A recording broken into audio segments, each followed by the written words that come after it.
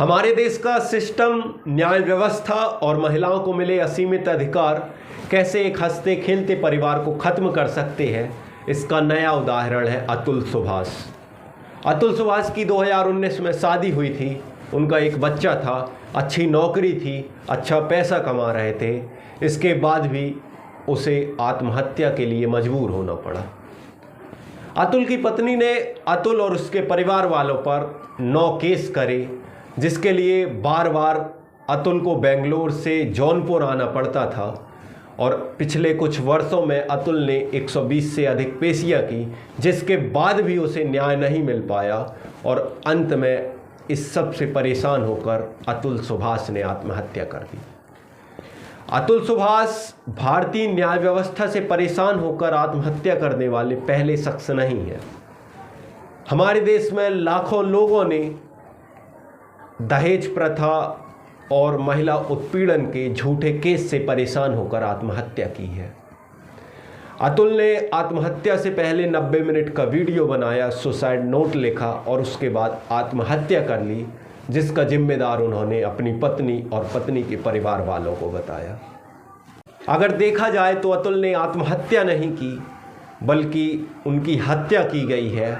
और उनकी हत्या का असल जिम्मेदार है भारतीय न्याय व्यवस्था और वो करप्ट सिस्टम, जिसने महिलाओं को उनकी सुरक्षा के लिए अधिकार तो दिए, लेकिन उनके गलत इस्तेमाल पर कोई सज़ा का प्रावधान नहीं किया। देर से मिलना भी अन्याय होता है, लेकिन यह बात हमारे देश के नीति निर्माताओं को समझ नहीं आती।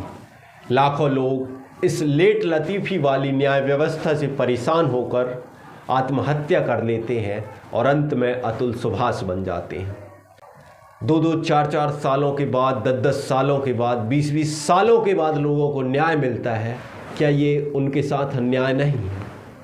हमारे देश को अब जुडिशरी रिफॉर्म की ज़रूरत है, जिसमें लोगों को कम समय में न्याय मिल सके। हमारे देश की सरकारें मुफ्त बिजली, राशन, शिक्षा की बात तो करती हैं, लेकिन क्या मुफ्त में न्याय दे पाएंगी? ये बड़ा सवाल है। लोगों को न्याय समय पर मिलना चाहिए। देर से न्याय मिलना भी उस व्यक्ति के साथ अन्याय है जिस पर केस दर्ज होते हैं। हमारे देश को न्यायिक रिफॉर्म की ज़रूरत है, जिसके लिए आप आवाज़ बुलंद कीजिए और सरकारों से मांग कीजिए कि हमें समय पर न्याय दिया जाए, ताकि हर कोई अतुल सुभाष ना बन सके।